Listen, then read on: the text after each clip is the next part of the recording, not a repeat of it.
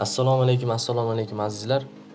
Bugun sizlar bilan YouTube'ga preview yuklayotgan paytimizda raqam tasdiqlashni so'raydi. Hozir biz shu raqam tasdiqlashni qanday tasdiqlash kerakligini sizlarga ko'rsatib o'tamiz. Mana biz video yuklayotgan joyiga o'tamiz. Mana bu qalamchani ustiga bosganimizda hisobingizni tasdiqlang degan narsa kelib chiqadi. Biz hozir sizlar bilan qanday qilib telefon nomerlarini tasdiqlashni o'rgatamiz. Tasdiqlashni bosamiz. Mana ko'rishingiz mumkin, Amerika Qo'shma Shtatlari degan joyga biz O'zbekiston degan joyni kiritamiz. O'zbekiston degan joyni kiritamiz.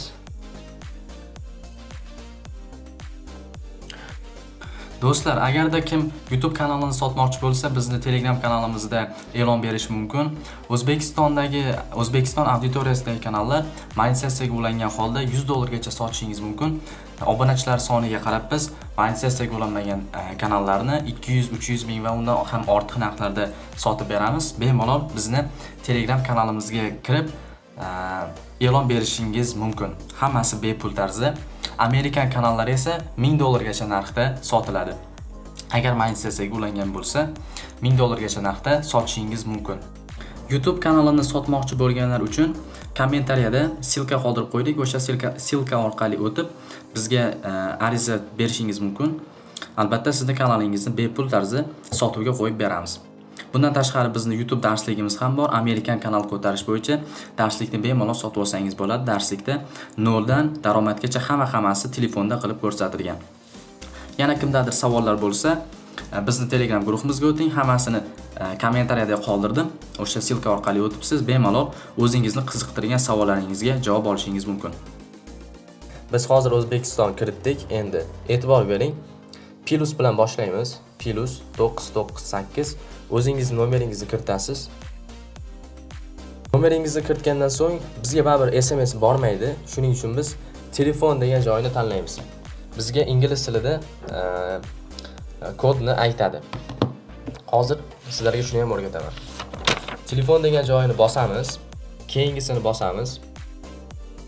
Mana do'stlar, ko'rishingiz mumkin, bizda 6 xonali tasdiqlash kodini kiriting degan narsa keladi.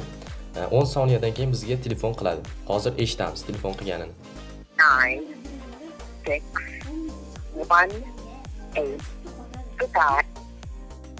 Mana azizlar, sizlar bilan hozir ko'rdik qanday bizga telefon qilib aytganini. Ingliz tilida ko'ryapsiz. Ingliz tilida xohlagan nomeringizga nomeringizga telefon qilishadi. Tasdiqlash raqami 6 ta bo'ladi. O'shani kiritib bemalol siz telefon nomeringizni tasdiqlab qo'ysangiz bo'ladi. Videoning ustiga rasm qo'yayotganimizda biz xohlagan nomerimizni kiritsak bo'ladi. Xohlagan nomerimizga telefon qilib aytadi. Lekin ikki bosqichli tekshiruvga telefon nomer ulaydigan paytimizda bizga bu narsa ish bermaydi. Faqatgina Beeline 91 lik nomerlarga kod boradi. Chunki unga telefon qilishmaydi.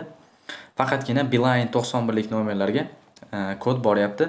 Bemalol siz o'sha nomerlarni olib tasdiqlash kodini olib tasdiqlab qo'ysangiz bo'ladi.